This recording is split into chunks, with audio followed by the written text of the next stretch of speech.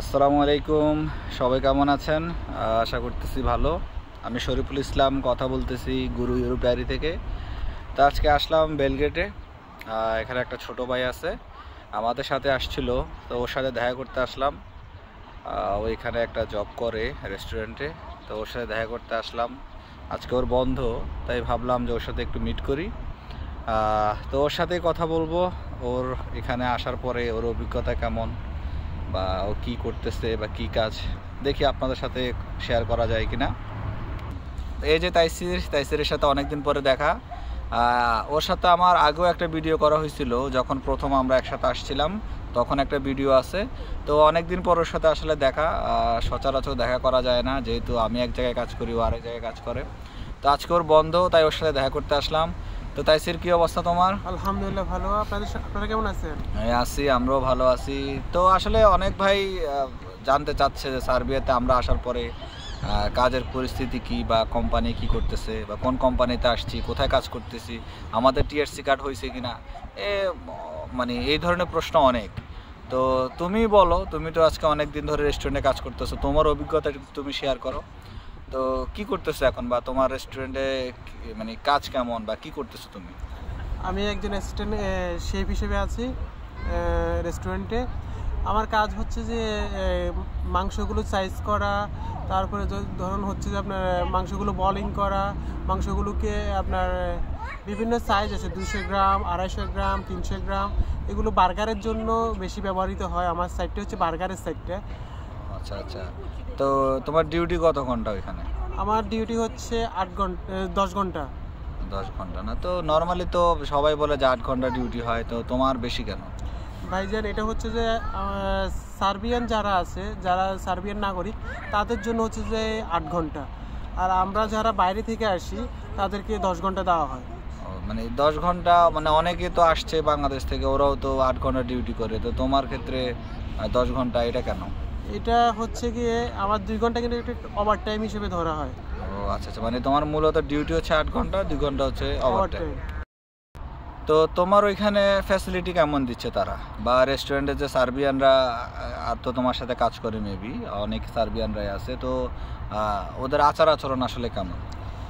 মূলত একটা কোম্পানি, একটা প্রতিষ্ঠানের 70% লোক সরকারি ল অনুযায়ী 70% লোক সার্বিয়ান লোক থাকতে হবে, আর 30% হচ্ছে যে বাইরের লোক। আচ্ছা আচ্ছা, তো এর মধ্যে 30% মধ্যে আমি একজন। আচ্ছা আচ্ছা, তো ওইখানে তোমার ফ্যাসিলিটি কি দিচ্ছে তারা?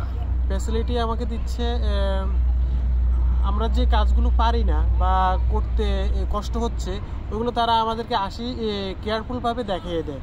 এমনকি কোনো বকাঝকা বা ভুল হলে এটা নিয়ে তর্ক বিতর্ক এগুলো হয় না। এগুলো বেবি আমরা বাংলাদেশের রেস্টুরেন্টে আমি কাজ করছি, ওইখানে দেখছি যে আপনার কাজ ভুল হলে থাপড় ছোপড় হতে শুরু করে গায়ে হাত দেওয়া পর্যন্ত জঘন্য ধরনের পরিস্থিতি। কিন্তু আমি এখানে আসার পর অনেক ভুল করছি। ও আচ্ছা, মানে ভুল করার পরে আমাকে কোনো বকাঝকা হয় না, আমাকে আবার উল্টা তারা এই সাইজগুলো শিখিয়ে দিয়েছে। মানে তারা হেল্পফুল অনেক, তাই তো? অনেক হেল্পফুল লোকেরা। আচ্ছা, তো তোমার ওইখানে খাওয়ার ফ্যাসিলিটি কেমন?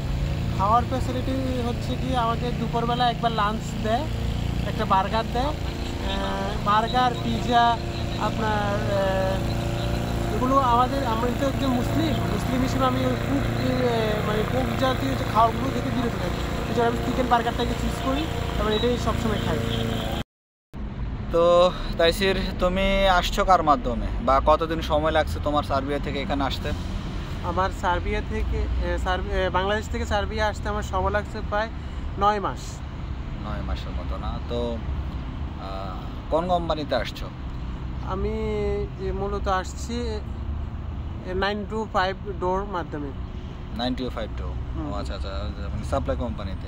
এটা একটা সাপ্লাই কোম্পানি। আচ্ছা আচ্ছা, তো এখন তোমার থাকা খাওয়ার ফ্যাসিলিটি কি রেস্টুরেন্টরাই মালিকরাই দিচ্ছে, নাকি তুমি যে কোম্পানিতে আসছো সেই কোম্পানি? আমি যে 90 ডোর মাধ্যমে আসছি ওই কোম্পানি আমাদের ফ্যাসিলিটিগুলো দিচ্ছে এখন পর্যন্ত। থাকা খাওয়া সব হচ্ছে 90 তাদের আন্ডারে আসছে এখনো।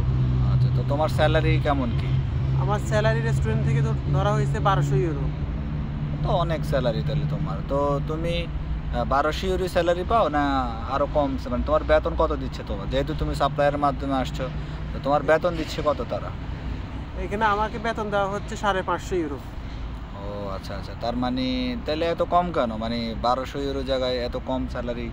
এখানে কথা আছে ভাই, সাপ্লাই কোম্পানি আমাদের থাকা খাওয়া আবার আমার যাতায়াত ভাড়া দুইটাই বহন করতেছে, তিনটেই বহন করতেছে। এই তিনটে বহন করার কারণে ওইখানে কিছু টাকা যাচ্ছে। আর হচ্ছে আমার মেইন হচ্ছে যে আমার ট্যাক্স পে করতেছে তারা। মানে মানে তার মানে হচ্ছে তোমার থাকা খাওয়া ট্যাক্স যাতায়াত ভাড়া সব কিছু হচ্ছে তোমার সাপ্লায়ার বহন করতেছে। তো তাহলে তুমি যদি তোমার কন্ট্রাক্ট কয় মাসের সাপ্লায়ারের সাথে? 6 মাস।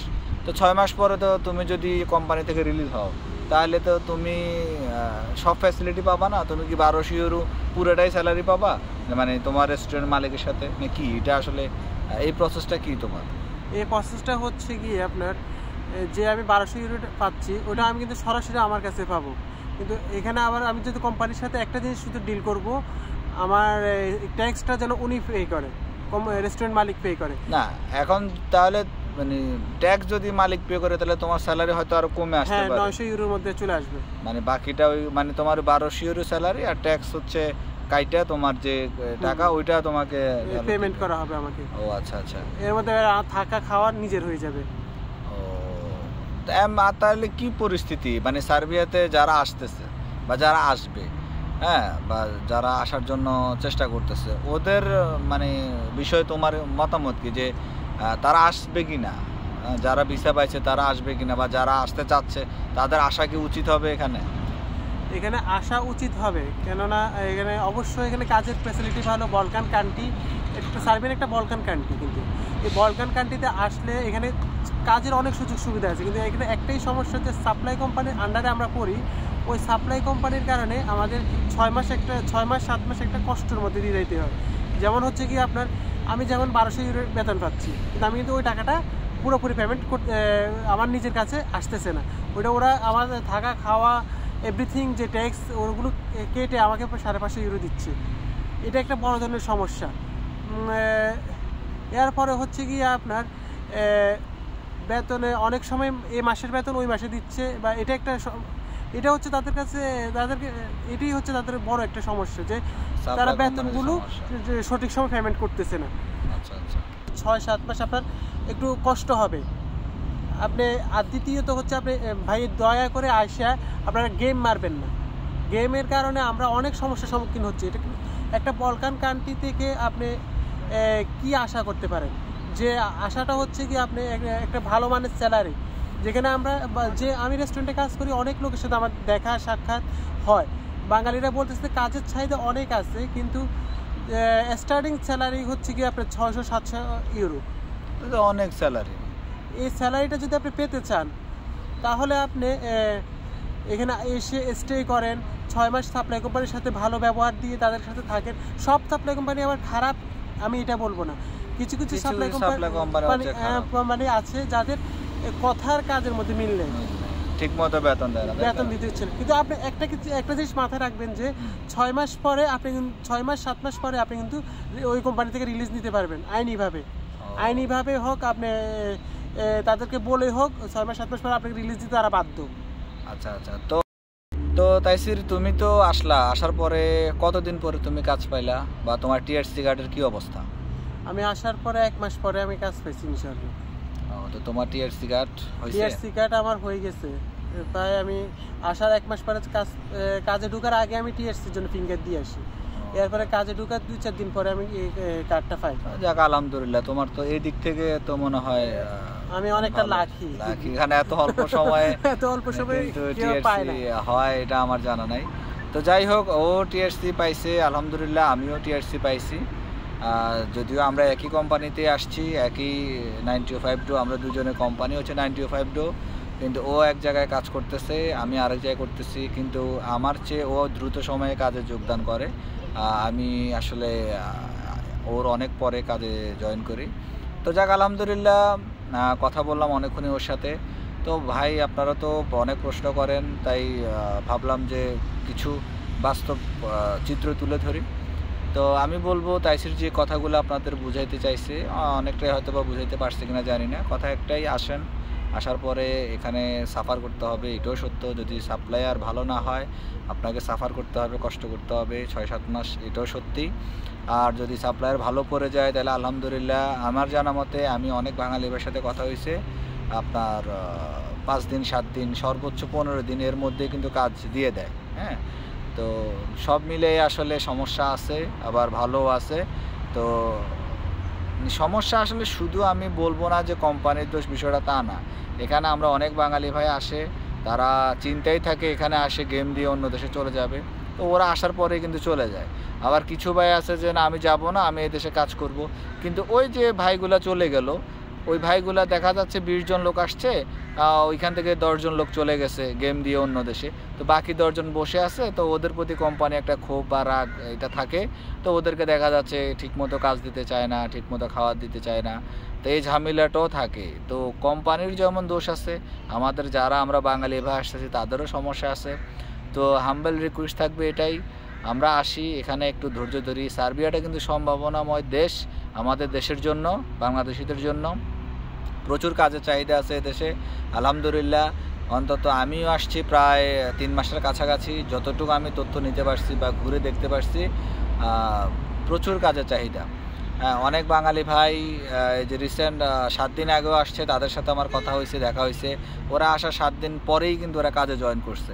ওদের সাপ্লায়ার ভালো, ওরা ওয়েল্ডিংয়ের বিষয় আসছে, তো সেক্ষেত্রে। আর ওয়েল্ডিংয়ের স্যালারি এখানে অনেক বেশি, প্রায় 800 থেকে 900 ইউরো বেতন হয় সর্বনিম্ন ওয়েল্ডার। আর সার্বিয়াতে প্রচুর ওয়েল্ডারের প্রয়োজন, কারণ সার্বিয়ানরা ঠিকমতো ওয়েল্ডিং করতে পারে না। আর ওয়েল্ডার প্রয়োজন এই জন্য, কারণ আমরা সবাই জানি 2027 সালে দেশে একটা এক্সপো আছে, এই দেশটা কিন্তু ভালোভাবে উন্নতি হচ্ছে। হ্যাঁ, উন্নয়ন করার চেষ্টা করতেছে, হোটেল মোটেল রেস্টুরেন্ট অনেক কিছু হচ্ছে। তো সব মিলে আসলে এখানে কাজের চাহিদা ভালো। কনস্ট্রাকশন বলেন, বিভিন্ন সুপার মল সুপার মার্কেট হচ্ছে, ওইগুলা কাজের চাহিদাও আছে, কিন্তু সাপ্লায়ার ভেদে আসলে যায় ঝামেলাগুলো পড়ে আর কি। হ্যাঁ, এটাই হলো সত্য কথা। তো যারা আসবেন আলহামদুলিল্লাহ আসেন, ইনশাল্লাহ আসেন, এদেশে থাকেন। আপনাদের সমস্যার কারণে কিন্তু পিছনে বাঙালি ভাইরা আসতে পারবে না, এটাও সত্য। তো এই জন্য বলবো যে আপনারাও আসেন, আপনারাও থাকেন, একটু কষ্ট করতে হবে, বিদেশ মানেই কষ্ট। আর পিছনে যারা আসবে, আপনারা যদি এদেশে ভালোভাবে থাকেন, এই দেশের কোম্পানি বা মালিকদের সাথে ভালো আচার আচরণ করেন, তাহলে কিন্তু পরবর্তীতে আমাদের বাঙালি ভাই যারা আসবে তাদের জন্য এটা ফেসফুল হবে বা ভালো কিছু হবে। কারণ আমাদের ভালো বিহেভিয়ারের কারণে, আমরা যারা আসছে আমাদের কাজের সুনামের কারণেই কিন্তু পিছনে যে বাঙালি ভাইরা আসবে তাদেরকে কিন্তু কাজে নেওয়ার জন্য তারা উৎসাহ প্রদান করবে, এটাই বাস্তব। তো সবাই আসেন আলহামদুলিল্লাহ। সার্বিয়া যেহেতু সম্ভাবনার দেশ, হ্যাঁ, আশা করতেছি সবার জন্য ভালো হবে। তো সবাই ভালো থাকবেন, আবার কথা হবে অন্য কোনো ভিডিওতে। আসসালামু আলাইকুম।